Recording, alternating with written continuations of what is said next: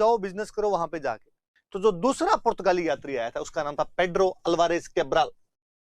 ये एस होना चाहिए भाई, देखना यहाँ पे, देख लेना आप इंग्लिश मीडियम वाले थोड़े। कैब्राल, CA,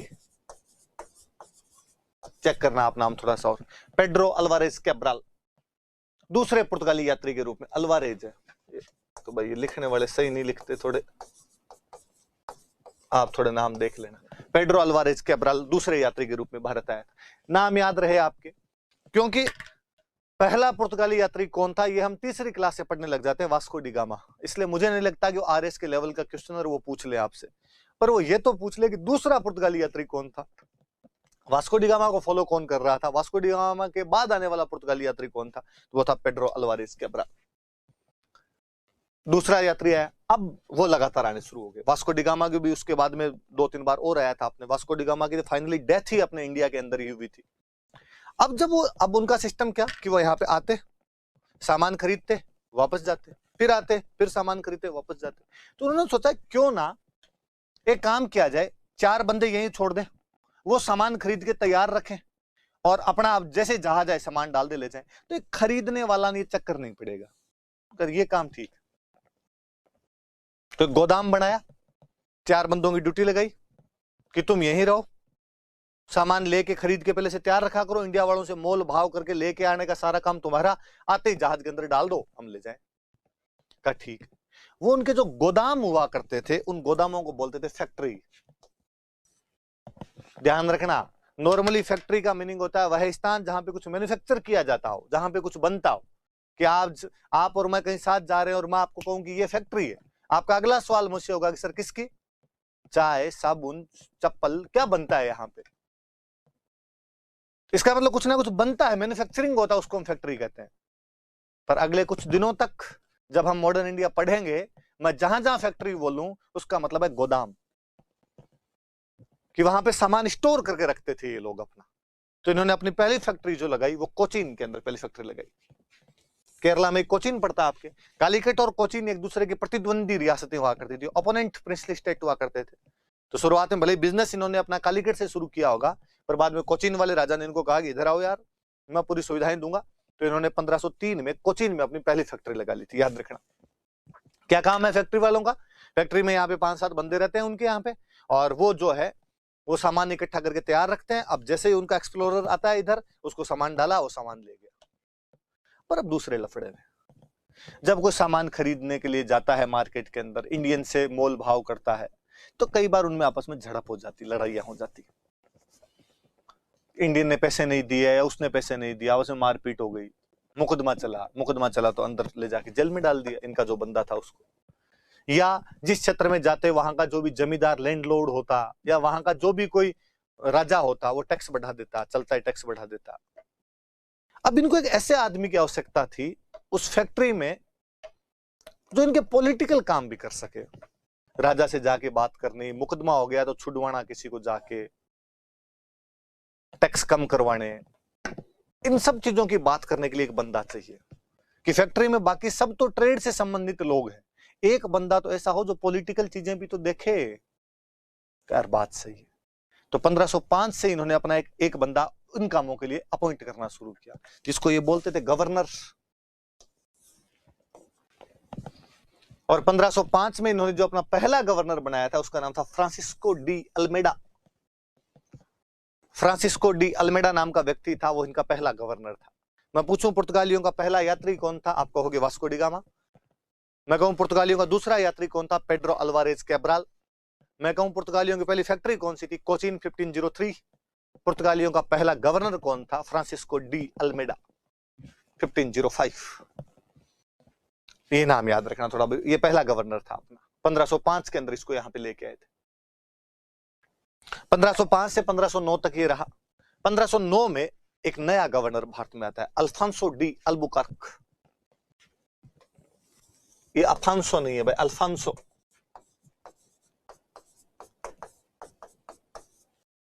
इंग्लिश में भी सही करना, अल्फांसो डी अल्बुकर्क 1509 के अंदर एक नए गवर्नर के रूप में भारत आता है। वैसे तो ये सेकंड गवर्नर था, पर हम कहते हैं कि पुर्तगाली एम्पायर को भारत में किसी ने स्टैब्लिश किया था तो वो अल्बुकर्क। भारत में पुर्तगाली साम्राज्य का संस्थापक कौन था? तो आप कहोगे फ्रांसिस्को डी अल्बुकर्क। भले ही वो सेकंड गवर्नर था, 1509 के अंदर आया था, लेकिन वह जो बंदा था वो पुर्तगाली साम्राज्य का वास्तविक संस्थापक, real founder of Portuguese empire in India, Alfonso de Albuquerque है। इसका नाम सबसे अधिक याद रखना। वो पुर्तगाली साम्राज्य का वास्तविक संस्थापक था। और जो पुर्तगाली साम्राज्य हुआ करता था भारत में, जिस क्षेत्र पर उनका अधिकार हुआ करता था, उसको अपनी भाषा में बोलते थे एस्तादो डी इंडिया। तो कोई पूछेगी एस्तादो डी इंडिया क्या था? तो भारत में जो पुर्तगाली एम्पायर था, जितनी लैंड पर उनका कब्जा था, जिन क्षेत्रों पर उनका कब्जा था, उसको क्या बोलते थे? तो एस्तादो डी इंडिया बोला करते थे। रियल फाउंडर कौन है? Alfonso de Albuquerque. और ये जो भी उनका क्षेत्र है, टेरिटरी जो भी है, उसको क्या बोलते हैं? एस्तादो डी इंडिया बोला करते थे। अच्छा, आप अल्बुकर्क को रियल फाउंडर क्यों मानते हो भाई? अल्बुकर्क ने ऐसा क्या किया? विस्तार किया अल्बुकर्क ने।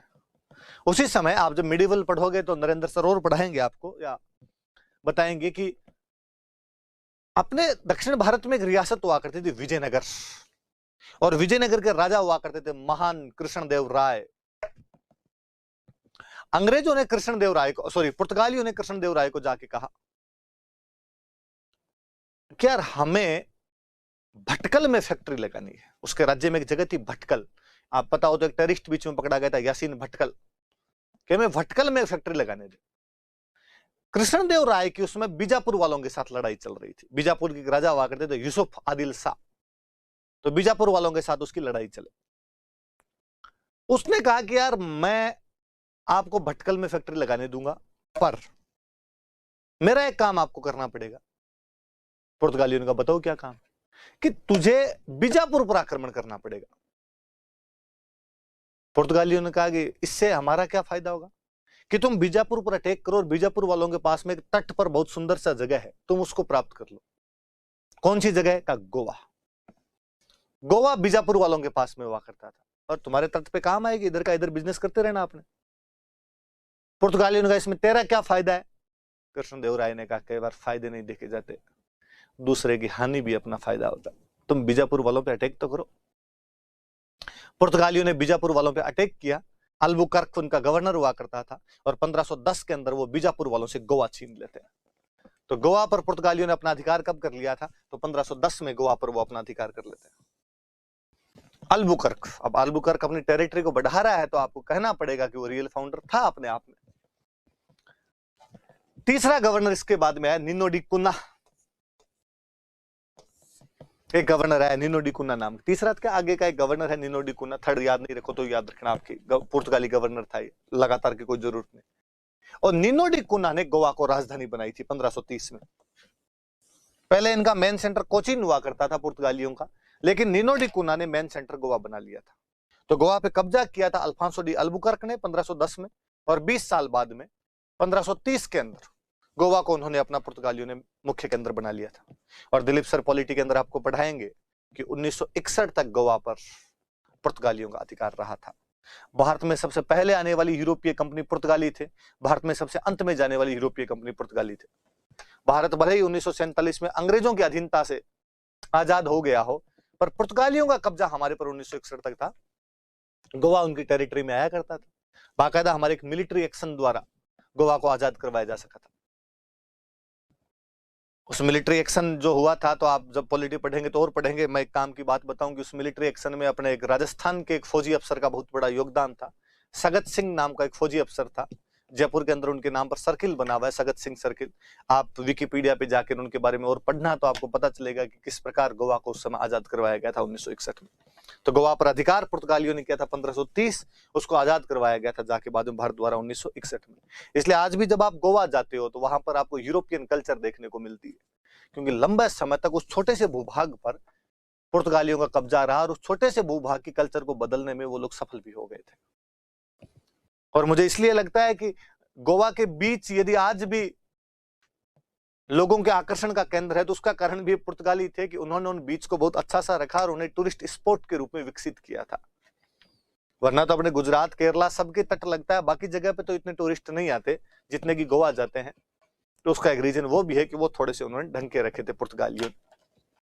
तो ये याद रखना भाई, अल्बुकर कब्जा करता है, निनो डी कुन्हा उसको अपना हेडक्वार्टर बनाता है। आप नाम देखिए इनके, Bartolomeu Dias, Vasco da Gama, Francisco de Almeida, Alfonso de Albuquerque, Nuno da Cunha. मुझे लगता है जैसे अपने नाम के बीच में कुमार लगाते हैं, रमेश कुमार शर्मा, सुरेश कुमार चौधरी, तो वैसे इनके अपने राम लगा लेते हैं, सिंह लगा लेते हैं, तो वैसे इनके क्या लगता होगा, डी लगता होगा। मुझे लगता है यदि मैं पुर्तगाली होता तो मेरा नाम होता राजवीर डी चल कोई, तो वैसे भाई इनके नाम की डी डी सबके लगता रहता है। तो गोवा को अपना मुख्य केंद्र बना लिया था। आगे बढ़ते हैं, ये आपके Alfonso de Albuquerque, the real founder of Portuguese empire in India. और पोर्तुगीज एम्पायर जो इंडिया में था उसको बोलते क्या थे, तो एस्तादो डी इंडिया कहा जाता था उसको। हम कहते हैं कि सबसे पहले भारत में पुर्तगाली आए थे, पर राज तो भारत में अंग्रेजों ने किया। पुर्तगाली भारत में स्टेबिलिटी क्यों नहीं प्राप्त कर पाए? ऐसे क्या कारण थे कि Portuguese did not gate stability in India? हम वो कुछ कारण पढ़ेंगे कि पुर्तगाली भारत में इतने सफल क्यों नहीं हुए जितने सफल अंग्रेज हो गए। वो केवल उस छोटे से भूभाग तक सीमित क्यों रह गए, गोवा तक, वो पूरे भारत पर कब्जे क्यों नहीं कर पाए थे? एक कारण तो ये कि जब शुरुआत में पुर्तगाली आए थे तो उससे पहले अपना बिजनेस अरब करते थे, अरबों ने इनका बहुत ज्यादा विरोध किया, और चूंकि अरबों के साथ हमारा पुराना व्यापार था, इसलिए हमने भी पुर्तगालियों को ज्यादा भाव नहीं दिया और हमने अरबों की बात मानी। हमने कहा ठीक है, अब तुम कह रहे हो तो हम इनको सामान नहीं बेचेंगे, हम तो तुमको ही सामान बेचते रहेंगे। तो अरब व्यापारियों ने पुर्तगालियों का विरोध किया था। एक तो ये रहा।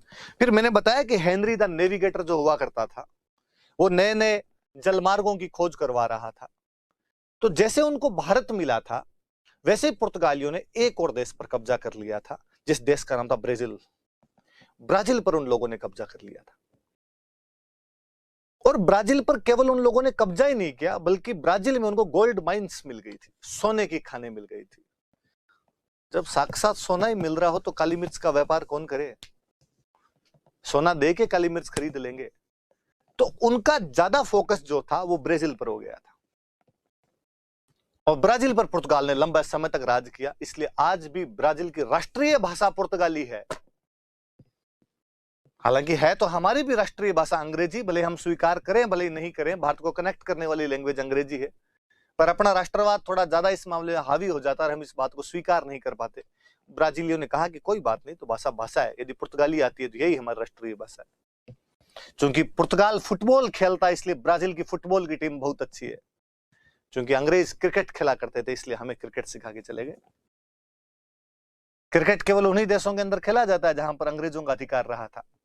गिने चुने तो देश है,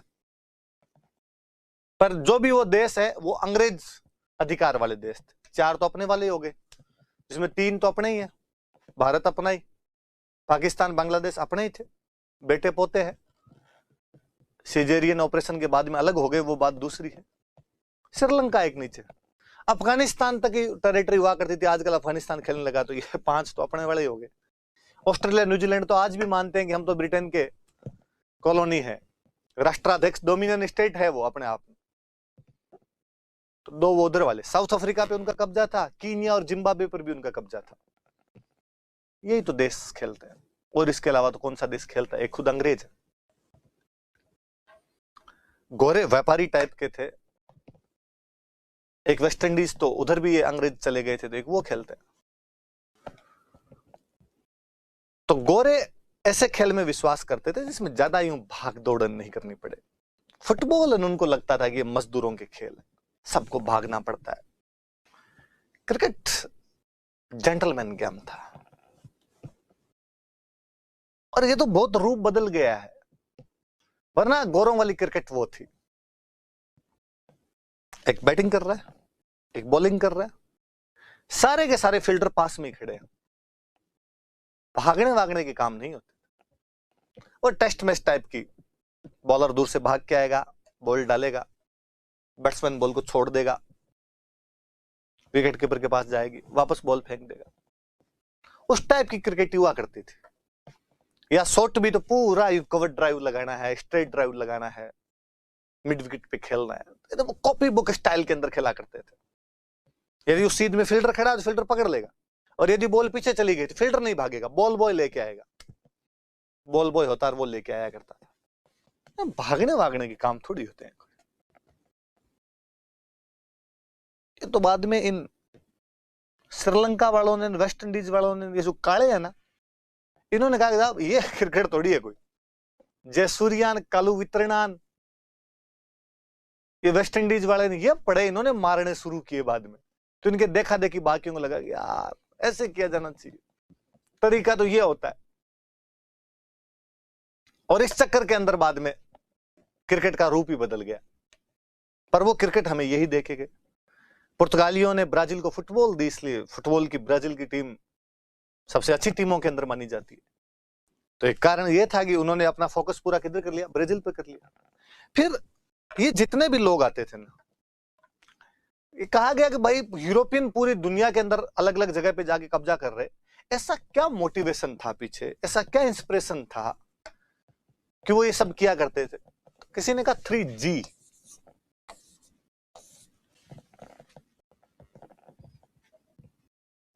उनकी जो 3G की पॉलिसी थी उसके चक्कर में हो गए थे। 3G क्या? एक तो हमें गोल्ड चाहिए, मतलब व्यापार करेंगे, जितना व्यापार ज्यादा होता है सोना ज्यादा।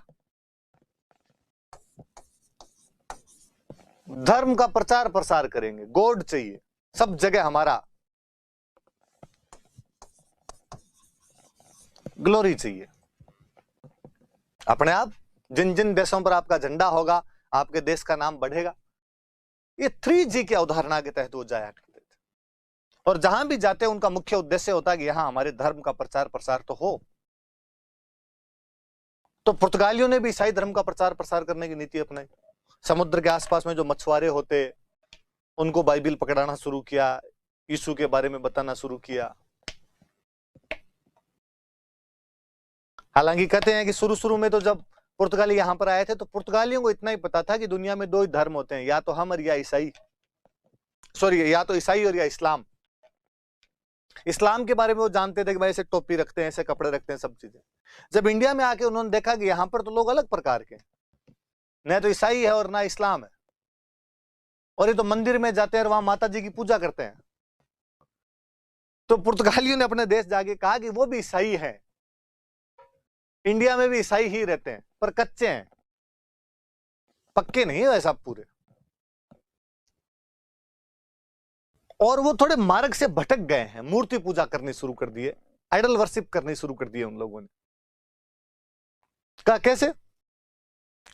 कहा जो अपने जीसस की मम्मी है मेरी, उस मेरी की वो पूजा करते हैं। उनको माता जी वाली फोटो देख के लगा कि ये मदर मेरी है उनकी। किसी अपने वाले ने बुला के समझाया तेरी नहीं है, ये जो मदर मेरी मान रहा है ना, हमारी है, और तुम्हारे वाली में हमारे वाली में पूरा अंतर है। तुम्हारे वाली दयालुता की देवी तुम वैसे मानते हो, या हमारी वाली पैक लेती है, पैक झटके करवाती है ढंग से। तो उनको पता चला कि अच्छा ये लोग ईसाई नहीं है, तो इनको ईसाई बनाया जाए। तो कई बार वो जबरदस्ती ईसाई बनाने के काम करने लगे, मछुआरों को पकड़ के उनको जबरदस्ती ईसाई वगैरह बना देते, पैसे टक्के देके बनाने की कोशिश की। रिलीजियस इंटॉलरेंस पॉलिसी अपनाई, धार्मिक असहिष्णुता की नीति अपनाई। और भारत इस मामले में बड़ा जोरदार देश रहा। वे तमाम लोग जिन्होंने धार्मिक रूप से भारतीयों के प्रति टॉलरेंस नहीं रखी होगी, उनको भारतीय कभी दिल से एक्सेप्ट ही नहीं कर पाए। हमारे हर चीज में धर्म घुसा हुआ था, इसलिए हमें लगता है कि नहीं इधर छेड़छाड़ नहीं साहब, बाकी चीजों में छेड़छाड़ कर लो बोले। तो उनकी इस धार्मिक असहिष्णुता की नीति के हम लोग खिलाफ हो गए थे, इसलिए भी हमने उनका विरोध करना शुरू कर दिया, और हमने उनके साथ ज्यादा कोई अपना संबंध बनाया नहीं, इसलिए भी नहीं टिक पाए वो। फिर अल्बुकर्क एक और गलत काम कर गया। यहां जब पोर्तुगीज रहते थे तो थोड़े थोड़े दिनों के अंदर ही जो बंदे होते हैं उनको छुट्टी चाहिए, हमें तो पुर्तगाल जाके आना है। अल्बुकर्क कहे भाई क्यों जाना है? तो साहब पीछे लुगाई टाबर है, कितने दिन हो गए उनसे अलग हुए, परिवार है। तो अल्बुकर्क ने कहा कि क्यों ना तुम लोग यहीं परिवार बसा लो। और उसने कहा कि हे पुर्तगालियों, तुम इंडियन लड़कियों से शादी करो, इससे एक तो धर्म का प्रचार होगा, जो भी लड़की अपने से शादी करके आएगी उसको ईसाई बना देंगे, अपनी जनसंख्या बढ़ जाएगी, यहाँ के लोगों में घुल मिल जाएंगे, तो अपना सामान ज्यादा खरीदेंगे, अपने धर्म का प्रचार प्रसार और होगा। एक लड़की ईसाई बनेगी तो अपने पियर वालों को बनाएगी, और यहाँ अपना परिवार बच जाएगा, तो उधर जाने की आवश्यकता ही नहीं। अपने वालों का भाई लव जिहाद नहीं, बाकी सब चीजें स्वीकार है, ये लड़कियों से शादी करने वाली बातें नहीं। हाँ तुम देख लेना, तुम्हारे उधर कोई हो गोरी तो हमारे इधर ले आना, ताकि बच्चों की अगली नस्लें थोड़ी सुधर जाए, टाबर गोरे हो जाए। हम नहीं करेंगे। तो अल्बुकर्क ने जो ये पॉलिसी अपनाई थी, हमने इसका भी विरोध किया था। तो 3-4 बातें सीधी सीधी कि अरबों ने विरोध किया, पुर्तगालियों खुद को ब्राजील में सोना मिलने लग गया था, पुर्तगालियों की जो धार्मिक असहिष्णुता की नीति थी उसकी वजह से भी हम नाराज थे, और अल्बुकर्क ने भारतीय महिलाओं से शादी करने के लिए पुर्तगालियों का, इससे हम और नाराज हो गए। हम पढ़ेंगे कि पुर्तगालियों ने भारत में कौन कौन सी नीति अपनाई। पुर्तगालियों ने हमारे समुद्र पे अधिकार किया था, समुद्र का व्यापार हम करेंगे, स्थल मार्ग के व्यापारों पर अंदर जाकर व्यापार करने की कोशिश नहीं की उन्होंने। समुद्र वाले व्यापार पे कब्जा किया उन्होंने, समुद्र पे कब्जा कर लिया था। इसको उनकी द ब्लू वाटर पॉलिसी कहा जाता है, नीले पानी की नीति या ब्लू वाटर पॉलिसी। कोई पूछेगा कि भारत में ब्लू वाटर पॉलिसी किसके द्वारा अपनाई गई थी, आप कहना कि वो नीति पुर्तगालियों के द्वारा अपनाई गई थी। अरब सागर या हिंद महासागर ही मैं कहूं पूरा, तो हिंद महासागर पर उनकी मोनोपोली थी। इसमें तो कोई भी कुछ भी करेगा तो हमसे पूछ के करेगा। अरब सागर पे कब्जा कर लिया उन्होंने। अपने राजा ज्यादातर स्थल पे ही ध्यान देते रहे, मैं इस जगह पे कब्जा कर लूं, उस जगह पे कब्जा कर लूं, समुद्र की तरफ किसी ने ध्यान ही नहीं दिया, और उन्होंने समुद्र पे कब्जा कर लिया। आपको समुद्र में मछलियां पकड़नी है, पुर्तगालियों से परमिशन लेनी पड़ेगी, पुर्तगालियों को टैक्स देना पड़ेगा। आपको समुद्र में यात्रा करनी है, पुर्तगालियों को टैक्स देना पड़ेगा। आपको समुद्र में जाके बिजनेस करना है, पुर्तगालियों को टैक्स देना पड़ेगा। बिना पुर्तगालियों को टैक्स दिए आप आगे जा ही नहीं सकते हो। इतना भयंकर सिस्टम बना दिया था। Once upon a time in Mumbai में अजय देवगन जो कि सुल्तान मिर्जा बना हुआ है, वो बाकी गुंडों के बीच में जब विभाजन करता है कि तुम यहां से हफ्ता वसूली करोगे, तुम यहां से हफ्ता वसूली करोगे, तुम यहां से हफ्ता वसूली करोगे, सब जगह बांट देता है, तो वो कोई पूछता है कि सुल्तान फिर तुम्हारे पास क्या रहेगा, और सुल्तान मिर्जा कहता है कि इन लहरों पे मेरा अधिकार है। एग्जैक्टली पुर्तगालियों ने उस अरब सागर की मचलती हुई लहरों पर अपना अधिकार कर लिया था। जो भी समुद्र में जाएगा वो हमसे कार्ड लेके जाएगा, बिना कार्ड के एंट्री नहीं मिलेगी आपको। उस कार्ड को बोलते कार्ड, पुर्तगाली भाषा में कार्ड जो जाया करता था। हर काम के लिए कार्ड देते और उसके पैसे लिया करते, टोल टैक्स टाइप का था। इवन कहते हैं कि अकबर जब 1570 में अपने गुजरात जीतता है, तो अकबर का कभी समुद्र नहीं देखा हुआ था। तो लोगों ने कहा साहब यहां समुद्र और है, ये समुद्र क्या होता है? अरे अब दूर दूर तक पानी पानी पड़ा रहता है, मैं समुद्र देखना चाहता हूं। और अकबर जब अरब सागर के नजदीक पहुंचा, कैम्बे की खाड़ी के आसपास में, जब वो यहाँ पे देखने के लिए गया, तो वहां आगे पुर्तगालियों का टोल टैक्स का अड्डा बना हुआ था।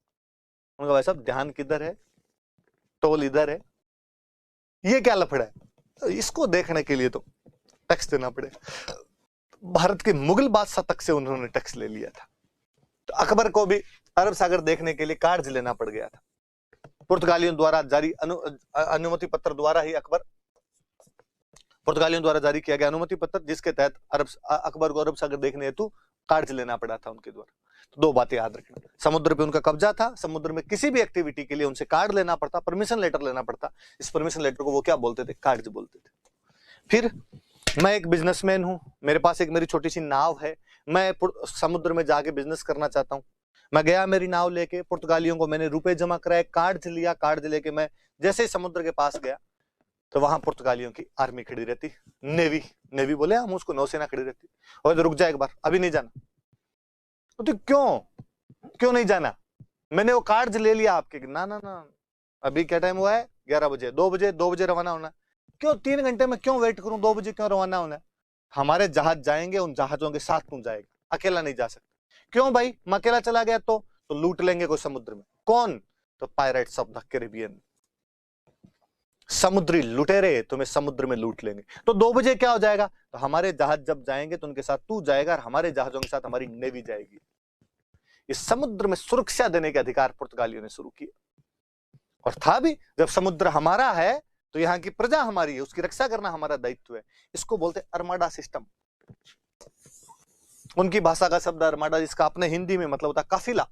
तो काफिले के एक साथ जाएगा, पूरे 10-15 जहाज एक साथ जाएंगे, ताकि कोई लूटपाट नहीं कर सके, क्योंकि उनके साथ उनकी नेवी होगी, सिक्योरिटी उनके साथ में होगी। समुद्र की कब्जे की नीति, blue water, permission letter, cards, जहाज एक साथ जाएंगे, सुरक्षा मिलेगी उनको, अर्माडा सिस्टम। अब भारत में बड़े जहाजों का निर्माण पुर्तगालियों द्वारा शुरू किया गया। जब पुर्तगाली ये बिजनेस करने लगे तो अपने वालों को लगा ये बिजनेस हमें भी करना चाहिए, पर हम समुद्री व्यापार करते ही नहीं थे, तो अपने पास बड़े जहाज भी नहीं थे, तो ये पुर्तगालियों ने ही सिखाए। उन्होंने सबसे पहले बड़े जहाज बनाने शुरू किए अपने यहाँ पर, और फिर अपने वहां से खरीदते थे। तो भारत में बड़े जहाजों का निर्माण किसके द्वारा शुरू किया गया? तो कौन थे? पुर्तगाली। अब उनको अपने धर्म का प्रचार प्रसार करना, धर्म के प्रचार प्रसार के लिए बाइबिल बांटनी। बाइबिल वहां से कितनी लेके आए वो? तो फिर उन्होंने कहा प्रिंटिंग प्रेस लगाओ। 1556 में उन्होंने गोवा के अंदर पहली प्रिंटिंग प्रेस स्थापित की थी। पहले दिलीप सर जब पढ़ाते तो कहा करते थे कि इधर 1556 में अकबर का राजतिलक हो रहा था, जो कि भारत के अंदर एक महान मुगल साम्राज्य को ढंग से स्थापित करने जा रहा था। उधर गोवा के अंदर पुर्तगाली धड़ाधड़ बाइबिल छाप रहे थे ताकि ईसाई धर्म का और अधिक प्रचार प्रसार किया जा सके। तो प्रिंटिंग प्रेस सबसे पहले वही छापते हैं वहां, लगाते हैं वहां पे। धार्मिक पुस्तकों के लिए लगाई थी शुरू में तो उन लोगों ने। ब्राजील से उन्होंने 2 नई फसलें सीखी थी, तंबाकू और मक्का। इनकी खेती भारत में उन्होंने शुरू करवाई थी। या आप लोगों के जेब में जो भी नटराज और मिराज है, उसके लिए पुर्तगालियों का लाख लाख धन्यवाद बोलिए कि वही ये लेके आए थे, ताकि आप नाइट में ढंग से पढ़ सको और आपको नींद नहीं आए। और देखिए कितने इंटेलिजेंट रहे होंगे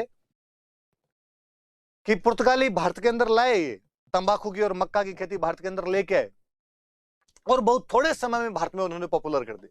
और क्या मार्केटिंग रही होगी कि वो इस बात को पकड़े कि भारत में कहा जाता यथा राजा तथा प्रजा, कि जैसा राजा है वैसी प्रजा है। इसलिए राजा को यदि सिखा दी तंबाकू तो बाकी वाले अपने आप सीख जाएंगे। इसलिए अपने अकबर और जहांगीर दोनों जर्दा कूटते थे, दोनों जर्दा खाया करते थे। उन्होंने जब मुगल बादशाहों को सिखा दी तो बाकी वाले सीख नहीं थे। ये 2 तो है, मैं और बताता हूं आपको। आलू की फसल वही लेके आए थे। मिर्च नहीं होती थी पहले अपने, वही लेके आए थे। अब आप कोई पूछोगे सर फिर सब्जी में क्या डालते थे, तो सब्जी बनाते कौन थे? अपने सब्जियां होती नहीं थी, रावड़ीन खाटोन छान ये बनाया करते थे। और मिर्च यदि डालते भी थे तो ऊपर से डालते थे। सब्जी पूरी बन गई उसके बाद जैसे नमक नहीं डालते ऊपर से, ऐसे मिर्च डालते। अपने मिर्च वाला काम ही काली मिर्च से उससे चलाया करते थे। ये मिर्च उन्होंने सिखाई। और फिर हम कितने सीखे कि अब तो बिना मिर्च के तो हमें कुछ अच्छा ही नहीं लगे। खूब सारी जब मिर्चें होती हैं, मुंह बड़े, तब जाके मजा आता है अपने को, हाँ अब कुछ आया, एकदम सही है। आलू भारत का जो मुख्य व्यंजन बन गया। स्टूडेंट लाइफ में तो यही एकमात्र सब्जी बचती है। टिफिन वाले हर सब्जी के अंदर आलू ही भेजते हैं। वो आलू ये बेचारे पुर्तगाली देके गए थे हमें। फिर उनके जो मकान बनाने की स्टाइल थी वो बहुत अलग थी। स्थापत्य कला की गोथिक शैली वही लेके आए थे। क्या थी गोथिक शैली? मेहराब नुकीली हुआ करती थी। कभी आप चर्च के गेट देखना, हमेशा आपको ऐसे मिलेंगे कि नुकीली मेहराब वाले गेट हुआ करते थे। पहले हिंदू स्टाइल केवल ये थी, लेंटल बोलते, सहतीर। फिर जब मुस्लिम आए तो वो ये मेहराब वाला लेके आए थे, वो थोड़े स्टाइलिश यूं लेके आए थे। और ये आपके ईसाइयों वाला जो चर्च के गेट ना आपके बने होते, जब ये ऊंची होगी ना, नुकीली मेहराब हो जाएगी, तो छतें बहुत ऊंची ऊंची हुआ करती थी। बिल्डिंग की छत बहुत ज्यादा ऊंची, बहुत छतें बहुत ऊंची थी। सजावट बहुत डीप डेकोरेशन किया करते थे। 3 विशेषताएं थी। ये बारीक सजावट है, नुकीली मेहराब, ऊंची छतें और बारीक सजावट। मैंने बताया कि वो लोग आपके यहाँ पर ईसाई धर्म का प्रचार प्रसार किया करते थे। ईसाई धर्म के प्रचार प्रसार के लिए अपने यहाँ पर आए थे सेंट जेवियर। सेंट जेवियर को इसीलिए लेके आए थे। गोवा में अभी इनकी समाधि बनी हुई है, इनकी लाश वहीं पे रखी हुई है, गोवा में अभी भी सुरक्षित करके रख रखी है उन्होंने। उनका एक गवर्नर था अल्फांसो डी सूजा। अल्फांसो डी सूजा के साथ में 1542 के अंदर सेंट जेवियर भारत आया था। मैंने बताया कि शुरू के अंदर यह लोग एजुकेशन और चिकित्सा पर ज्यादा ध्यान दिया करते थे। इसलिए ईसाई मिशनरियों ने शिक्षा का इतना प्रचार प्रसार किया होगा कि बाद में भी यदि ईसाई मिशनरियों के नाम से कोई भी स्कूल खोलो तो स्कूल चल जाती है। इसलिए Saint Xavier, Saint Anselm, Saint Edmund, Saint Paul, Saint Peter, ऐसे कोई भी स्कूल खोल लो और लोग धड़ल्ले से अपने पढ़ते हैं वहां पे जाके, कैसे कैसे जैसे तैसे करके यहाँ पे एडमिशन हो जाए। है तो वहां के संत। मैं कहता हूँ यही हम स्कूल खोले, संत तेजाजी महाराज, संत बाबूजी महाराज, संत रामदेव जी महाराज, तो कोई एडमिशन ही नहीं ले यार। तो ये भी एक सोचने वाली बात है कि ये आकर्षण क्यों है उधर वाला। और किसी टाइम में नर्सिंग तो सारी लड़कियां होती ईसाई लड़कियां थी अपने, किसी टाइम में सारी केरला की, बंगाल की ईसाई लड़कियां यहाँ पे नर्सिंग स्टाफ के अंदर मिलती थी। धीरे धीरे हम जैसे आप जैसे लोगों ने और इस दूसरे फील्ड में भी आना शुरू किया। तो सेंट जेवियर पहला पुर्तगाली पादरी था जो अपने यहाँ पे ईसाई धर्म का प्रचार प्रसार करने के लिए आया था। आप पढ़ना इन पुर्तगालियों के बारे में, कल हम यहाँ से और स्पीड पकड़ेंगे। आज शुरुआती क्लास थी इसलिए थोड़ी बात बताइए आपको। Thank you.